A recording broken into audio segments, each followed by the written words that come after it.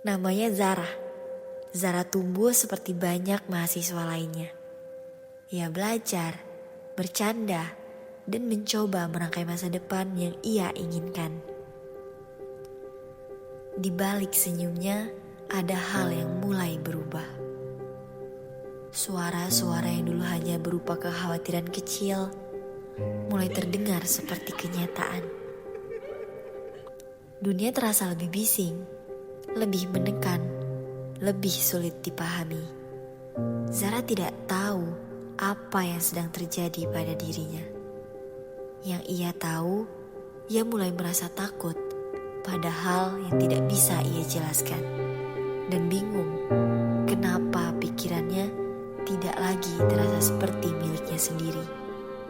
Sampai pada satu titik, tubuh dan pikirannya tidak sanggup menahan semuanya.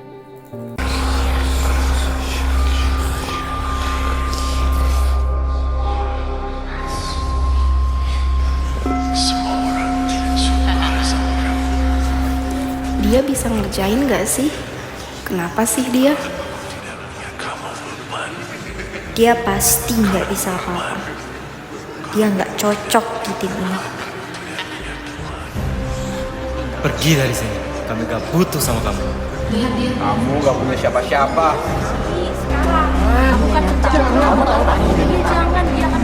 Adian. Kesalahan seseorang jangan terlalu lama dipendam, lebih baik dibicarakan. Dia membunuh kamu. Kamu gak punya siapa-siapa.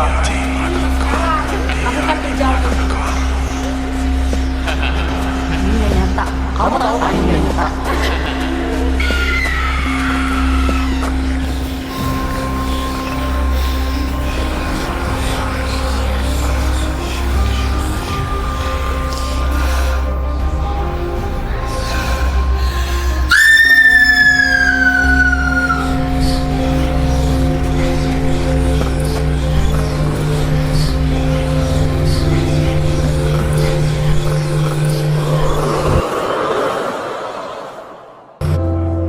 Gimana tadi Nina waktu di kelas? Seru banget tau. Ya kan, aku juga ngerasa gitu. Ini yang kemarin dia histeris itu gak sih? Mau sedeket-deket dia. Kok dia bisa kuliah ya? Stop! Kalian bisa gak sih gak usah kayak gitu? Zara berjalan menjauh dengan langkah yang berat. Di tengah rasa hancur itu, masih ada teman yang peduli. Mereka menghampiri Zara, duduk di sisinya, dan membuatnya tidak merasa sendirian. Kalian tuh kemarin sinis banget ngomongin aku. Gak ada, Zar. Itu cuma pikiran kamu doang yang lagi main. Kami gak ada kok ngomongin kamu. Iya, terus juga kami perhatiin akhir-akhir ini kamu kelihatan kebingungan banget dan juga lebih sensitif. Berarti selama ini aku kenapa ya? Kok bisa kayak gini sih? Kami nggak tahu pasti sih. Yang kami tahu, kamu emang lagi nggak baik-baik aja. Bener, Zar. Kamu udah coba ke psikolog belum? Belum sih. Aku takut. Gak apa-apa, Zar. Coba aja dulu. Apapun itu, bakal kami temenin kok. Emangnya kalian nggak takut sama aku? Enggak, Zar. Kita tuh temanmu. Kamu tuh cuma lagi butuh dipahamin, bukan dijauhin. Ya udah, untuk sekarang kita kesana dulu aja yuk.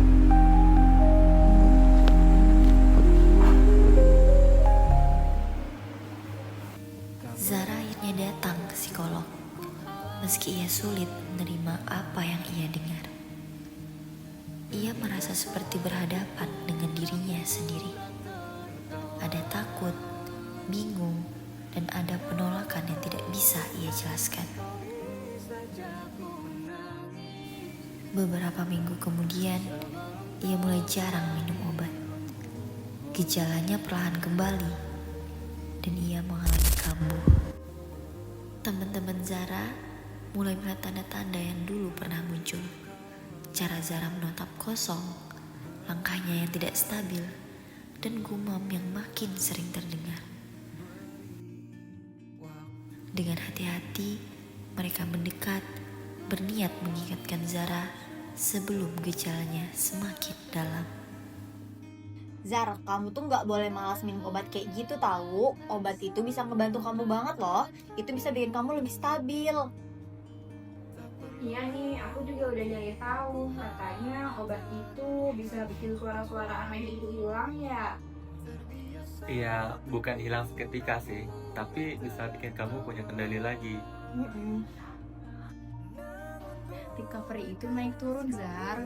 Kadang kamu bakal merasa capek, tapi kadang kamu juga bakal merasa kuat. Tapi kamu gak sendirian kok, kita bareng-bareng jalaninnya. Makasih ya teman-teman. Aku kira aku jadi beban kalian aja. Enggak, kamu teman kami, titik, bukan beban. Kamu kan cuma butuh bantuan aja, dan itu wajar. Yang penting sekarang kamu minum obatnya ya. Kami tungguin deh sampai selesai.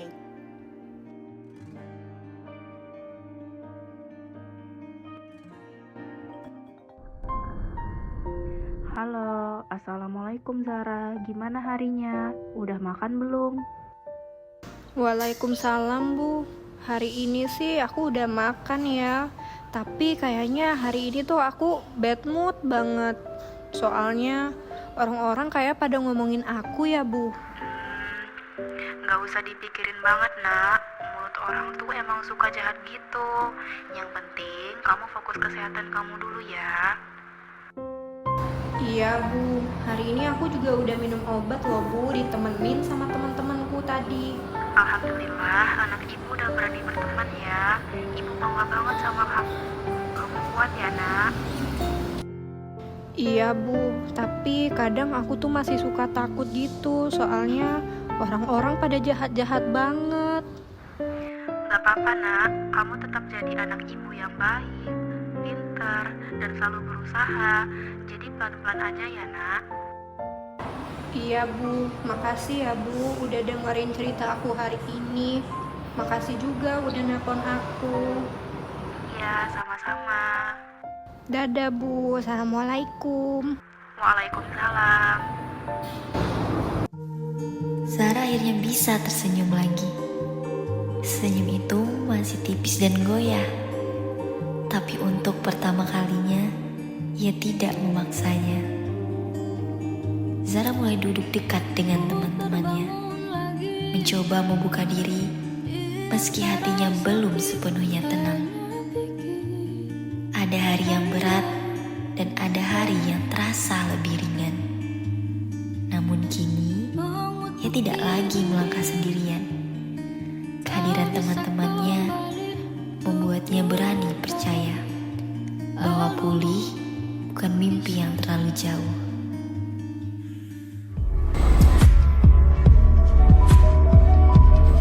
Apa yang baru saja kamu lihat dalam film ini bukan sekedar cerita fiksi. Perspektif seorang penyintas skizofrenia yang tetap mampu bertahan berkat dukungan orang terdekat. Tahukah kamu bahwa perjalanan Zara yang baru saja kamu lihat sesuai dengan bukti ilmiah? Menurut World Health Organization, sekitar 24 juta orang di dunia hidup dengan skizofrenia. Skizofrenia bukan sekedar gila atau kepribadian ganda. Ini adalah gangguan serius terhadap persepsi realitas, pikiran, emosi, dan kemampuan berfungsi dalam kehidupan sehari-hari.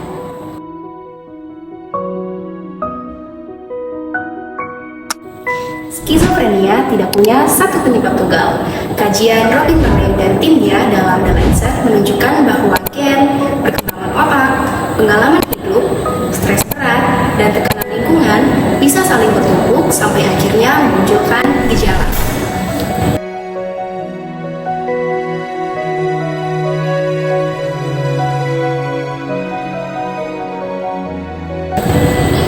Penelitian juga menegaskan bahwa kondisi ini bukan akibat kurang ibadah ataupun gangguan goib. Anggapan seperti itu tidak didukung ilmiah.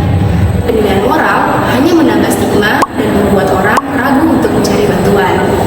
Kalau kamu mulai merasakan perubahan pada diri sendiri, atau melihat keluarga, atau melihat teman terdekat mulai kebingungan, mendengar suara merasa diawasi, langkah paling aman adalah segera mencari bantuan profesional. Kajian besar oleh Parrot dan sebagainya dalam The Cochrane Database of Systematic Reviews menunjukkan bahwa dukungan keluarga dan penanganan medis yang tepat mampu menurunkan risiko kekambuhan skizofrenia secara signifikan.